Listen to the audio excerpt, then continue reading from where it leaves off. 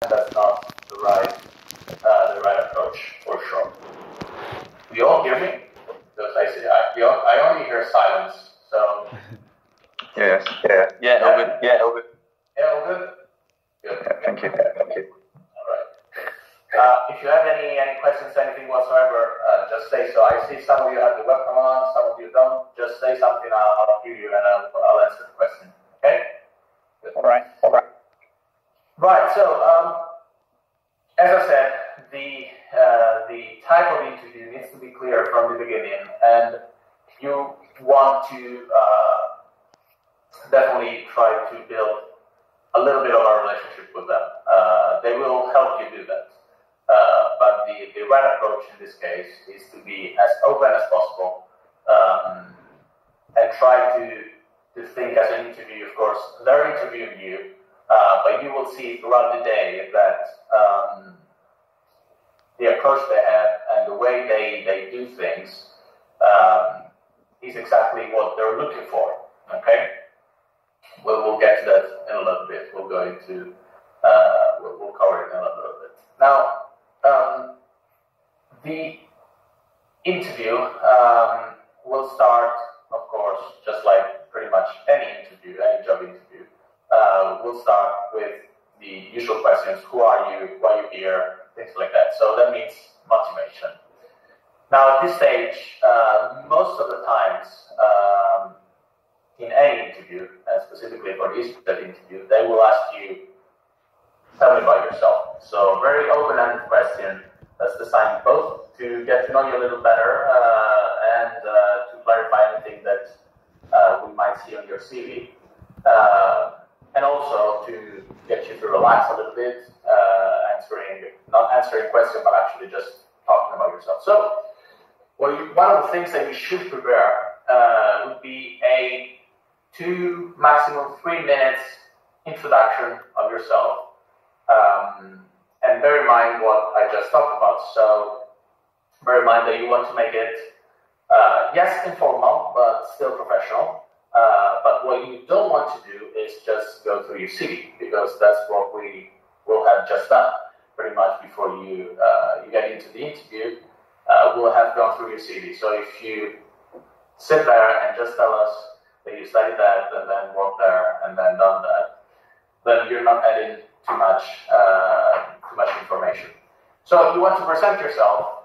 You want to say the reasons you're there, sitting in front of them. So why you wanted to be a pilot, how you got to this idea of wanting to be a pilot and things like that. And of course, I mean, you can talk about your history, what you studied, where you worked. That's not taboo, but you don't want to make it only about that, because as I said, we will have just read your CV and we'll have an okay idea of what you've been doing for the past few years. So that's something that I think you should definitely prepare beforehand. Now, on the topic of preparation, I think the way you should prepare your interview, if you're preparing this, so the introduction statement, any question about motivation, any question about competencies, which, as I said, we'll cover later. What you should try to do is, during your preparation, use bullet points, as opposed to writing down a full answer. Why do I say this? Because in the past, we've seen people that had prepared themselves a lot, that spent a lot of time researching possible questions, possible answers, and they end up coming across a bit too rehearsed, a bit too prepared.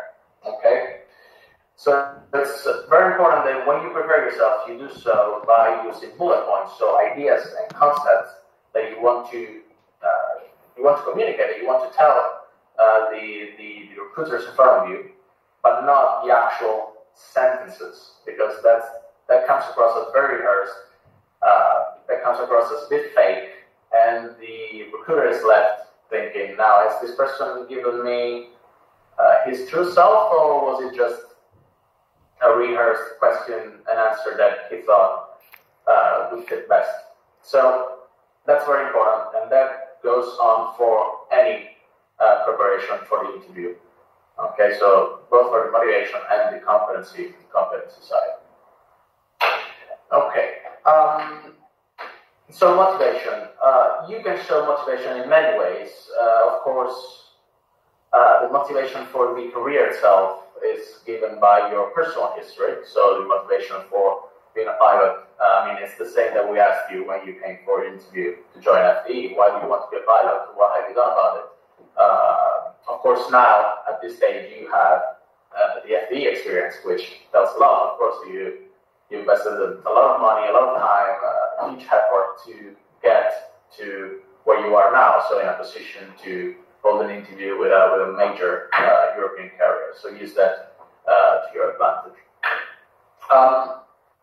In terms of motivation now for the company, now that's where you really need to show them that you've done your homework, that you've researched about them, that you know them very well, that you are very motivated to join them for any reason that might occur to you. That's your job, to find reasons why you want to join EasyJet in this case. A very good way of showing your passion for them would be you probably all know someone that's currently flying for them, someone that's gone through the selection, through type rating, past FE students. So a very good way of showing EasyJet that you care about them is to tell them that you've been talking to these people and actually do talk to these people and ask them how they're doing, what is it like to work for EasyJet, blah, blah, blah. So getting first-hand knowledge from your friends is a great way of showing motivation. Of course, anything else, research on their website, you should know a little bit of history, a little bit of facts and figures, routes, things like that. You probably already know, but you definitely should know the company very well. There is, I'm not telling you, there is like an annual report they publish. It's like 200 pages long. It's PDF. You can find it on their website. I'm not telling you to memorize that, but maybe have a look at the summary of that, know more or less what their plans for the future are, things like that. They will come out in the interview, and it will help you if you know as much as possible about them. Another thing that you should look into, definitely, are their corporate values. Okay? Corporate values, for those of you that don't know what they are pretty much someone called. I don't see Andrea anymore. You probably got that. Yeah, all right. Corporate values. So these are the guiding principles that any company has. It's a very HR concept. Okay. So this is done by HR based on the research within the company, and they try to, get some concepts and ideas that apply to how people work within the company. Now, bear in mind once again that you will be interviewed by HR. Okay, so these things are important. Yeah, you should know what they mean. Just to cover them very quickly, you'll have the chance to look at them and study them a little bit. Safety, pioneering, one team, passion, integrity, simplicity. 6 corporate value. You should at least be able to name them if you're asked about them, and you probably will be asked about them during the interview. Now, bear also in mind that these 6 values will be more or less the categories and the assessment criteria. So you will be assessed as to your fit within these values, within the EasyJet profile. Okay. So when you prepare your interview, when you prepare your answers, as I said, through the use of bullet points, always try to relate back to these 6 values, because what EasyJet is looking for is someone at this stage, is someone, apart from being a good pilot, is someone that fits their criteria, that fits their profile, that fits their values. Okay, and their values are the way in which they discern if you are good fit or not a good fit.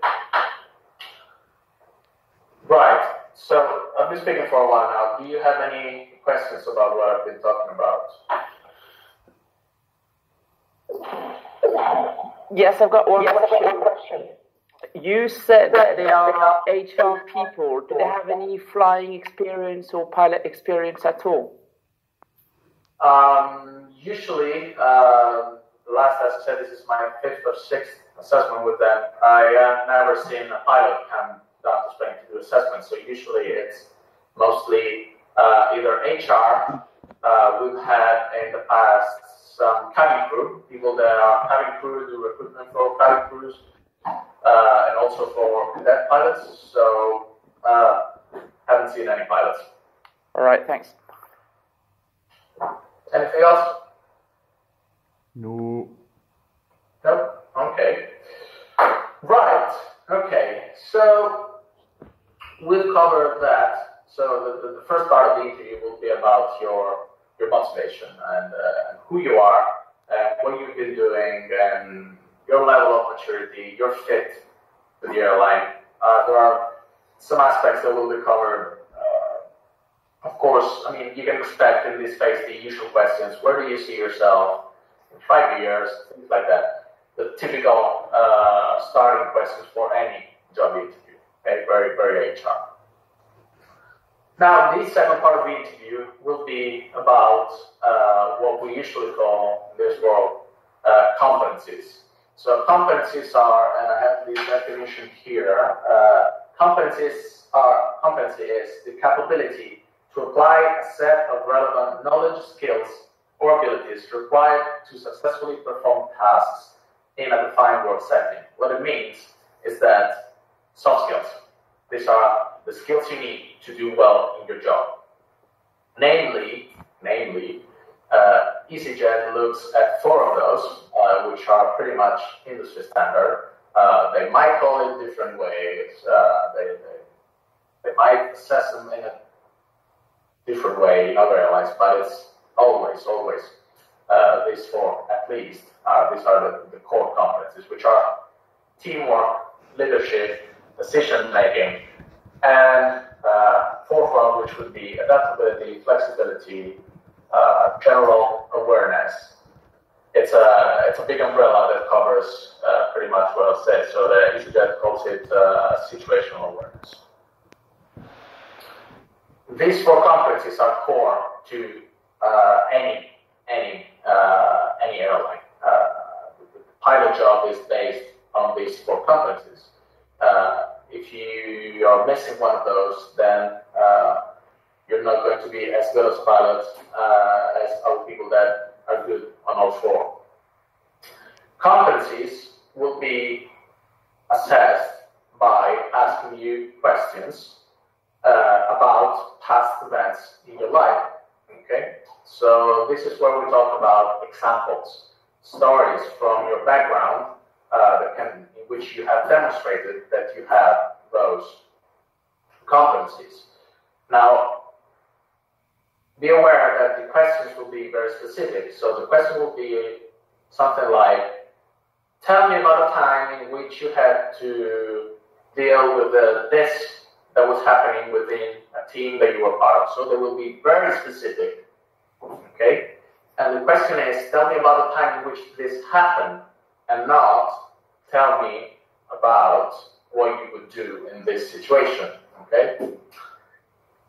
So in terms of preparation, you now have to do a great deal of work. I hope most of you already started. You have to go through your CV and look at your past experiences. This can be in school, even sports, leisure activities, any, of course, professional experience that you might have had. Any experience is good, as long as the situation was, as the answer that you're given satisfies the answer that you're given satisfies the answer, the question.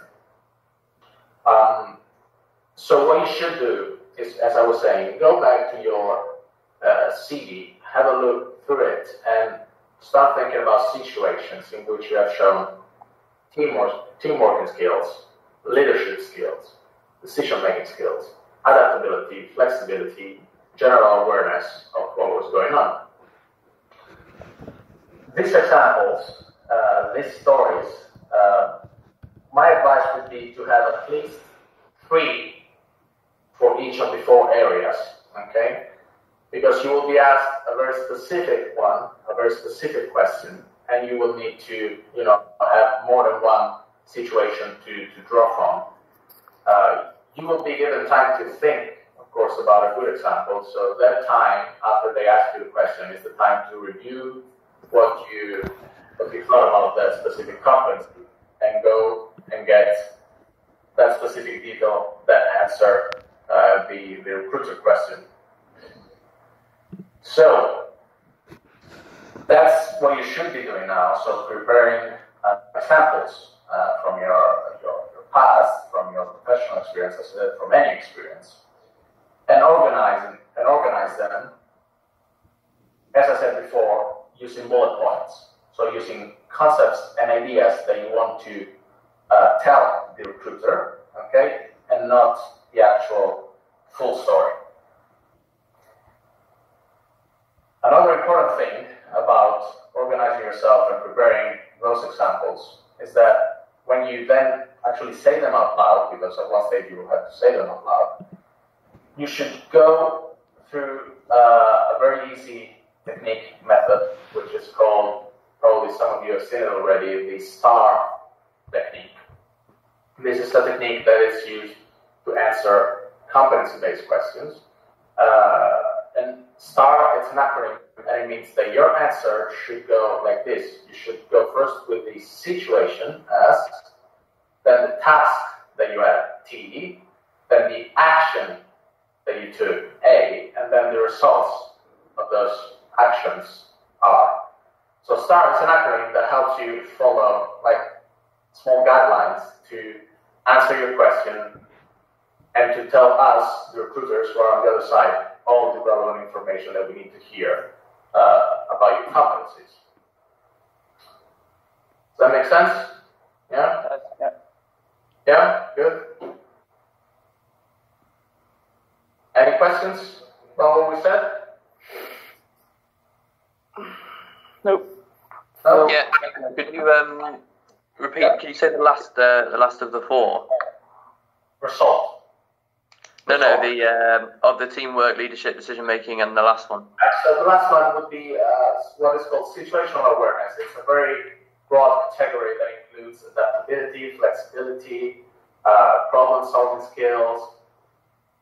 Okay. So let's now situational awareness. Okay. Thank you. Okay. Anything else?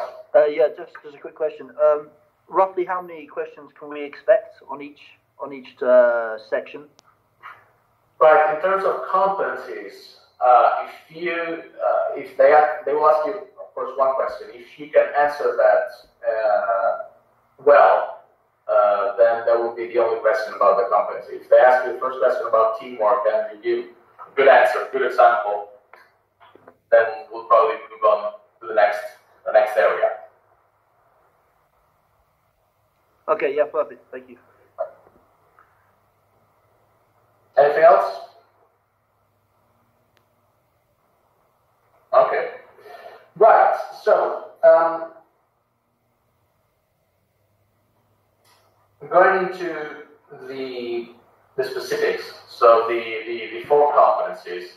I'll give you some pointers. Okay. Some what we usually see as positives in an example about competencies, so that you have sort of a guide to prepare your examples. Now, at teamwork, we think that a person is showing good teamworking skills, of course, if he cooperates with team colleagues, if he supports team colleagues, if he shares information. So these are the things that you should look for in your examples. Things when you've done such things and tell EasyJet people about them. Of course, bear in mind that the interview will come after the group exercise, in which we will have seen a lot of these skills, such as teamwork, leadership. All of these skills will be observed. We observe the same skills between the group exercise and the interview. So all of these that I'm saying, all these positive indicators are quite useful also for the group exercise. But I mean, we'll look at that in the specific on Tuesday next week when you're here. Right, so for cooperation, you need to include in your examples to give them a situation in which we were able to do those things that I was saying. So work well with a team that you were part of. Know your place in a team that you were part of, because you don't have to be the leader of the team. You can be a member of the group and work with the rest of the group towards a common goal. So the definition of a group itself, your example should be from a situation in which you were part of a team that share the same goal. Now, this could be at work, it could be simply the rest of your team at work, it could be heard many times from British people, the Duke of Edinburgh expedition, or your football team, or whatever team you are part of. The most important aspect of any team is that they share a common goal. And your example should cover what was your part in reaching that common goal.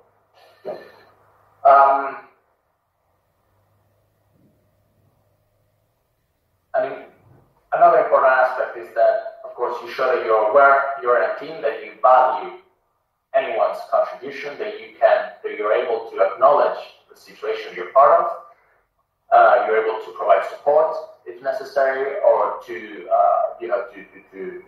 actually understand what others are saying and listen to them and be interested in what they're saying. So your examples should have some of those aspects that we talked about. I think that usually the teamwork in examples are the easiest to come by, because I mean, we've all been part of a group. If you study uni, group projects, as I said, sport teams, anything works in this case. Any questions about the teamworking aspects? Nope. Oh, okay. Right. So the next competency is leadership, and this is a bit trickier because, of course, you will be asked questions of situations in which you had to take a leadership role. It could be a situation in which you were actually a nominated leader, so you were formally recognized leader, or it could be a situation in which you just had to take leadership of a situation. That's not an issue. You won't be asked about a specific one in this case, so you won't be asked about, tell me about a time in which you were the leader of a group, the recognized leader of a group. Important aspects, things to underline, things to talk about when you're talking about examples of your leadership are goal setting. Okay, times in which you were able to set goals for a team, set goals for other people rather than a team. Listening, understanding, accepting feedback from others, and working on it. These are leadership skills. Motivation of others. These are leadership skills. So you will be asked once again a specific question of a specific situation. You should have at least 3 examples so you can pull from the one that's most appropriate. And any leadership answer, any leadership example should include these aspects. So goal setting, motivation, active listening. These are the main aspects that make us say, okay, this person has leadership skills. Any questions about that? Nope. No question. Right. Next one. decision making. Okay, and now this is probably the one that's most difficult to answer, because it's difficult to get good answers from this one, answers that actually make us say, okay, I've heard enough. And I say this, many times we've heard flying examples. Now bear in mind, as we said at the beginning, these people will not be pilots.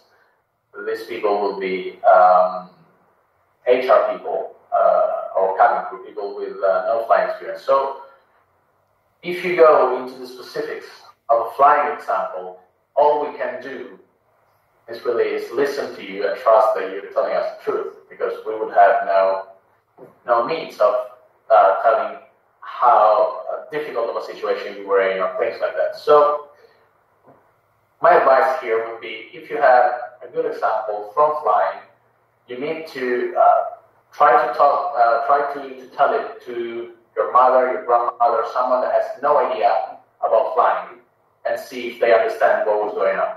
Okay, if they're able to understand what was going on, then you can use that example in the interview.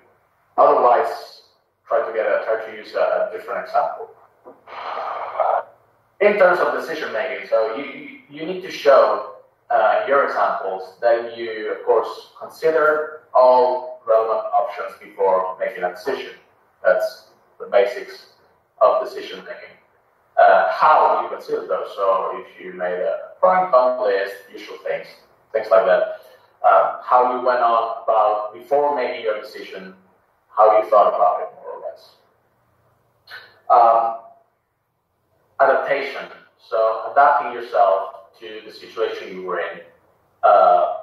They could ask you things about change of information that made you take a different decision, a time in which you took the wrong decision, and why you took the wrong decision. So what did you miss in your decision-making process?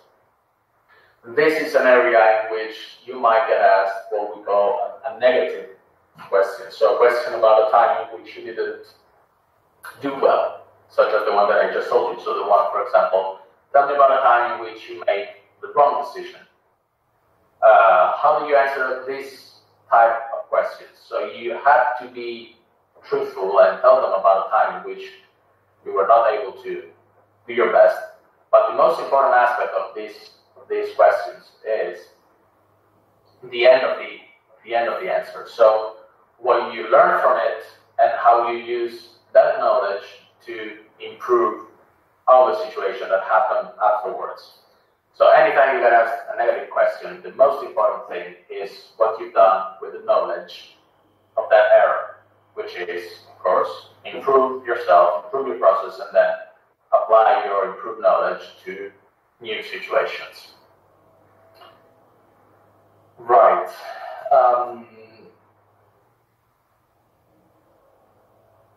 Decision making, of course, there is an aspect of responsibility. Okay, you should give an example in which you had to take responsibility for your own decisions.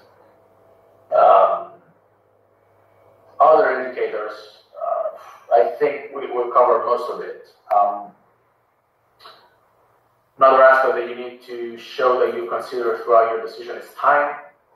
This you will see that is crucial in group exercise, time management, but it's also, of course, when you're asked questions about your decision making, it's good to show that you have good time management, good planning skills, and things like that. Right.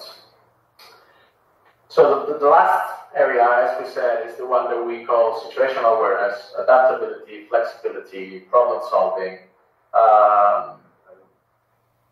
The questions you might get asked in this area could be about what I said. So situations in which you had to change the way you were doing things due to new information, situation in which you were not at ease, new situations in which you had to fit in, things like that. Good indicators, of course, could be you have good strategy to cope with difficult times, to cope with stress, cope with new information. You have the ability to fit well when you are in new contexts, new situations. You plan ahead. You always have, let's say, a plan B. So you always have another way of doing things if the first way doesn't go too well. These are the main positive indicators for this area. I would say here it's very important that you work with the STAR technique that I told you about earlier, because it can get a bit confusing. The questions can be very specific. You might have an example that doesn't fit perfectly the question that you're asked. So the STAR technique is your let's say it should be your north, your guiding principle. Okay, so you know that you have to tell them about the situation, tell them about what you had to do, tell them about what you did, and then what happened. That makes things much easier. Right. So, any questions about these last two? No, thank you. Any questions in general? Anything you might want to clarify about the assessment? Anything at all? No. No. No. No? Right. Then, I am finished giving you more or less the information that I gave to the students that are here. I told you in the email that you will be here on the 14th, okay? There will be students that are 166 and 167. Maybe there will be someone from 168 as well, but we're still finishing the schedule, so it's not clear yet. But definitely you will be on the 14th. We'll have, as I said, a group preparation on Tuesday, on the 13th. Okay, it will be in the afternoon after lunch. I've seen from your emails that I think most of you will be here at latest in the morning, so I'm thinking of probably having the group preparation at about around 2:30, but I'll confirm with an email very soon. Right, so if you don't have any other questions, I'm finished, and I'll see you next week. All right, thank you very much. Thank you very much. See you next week. Thank you. Bye. Thank you. Bye-bye. Cheers. Thank you.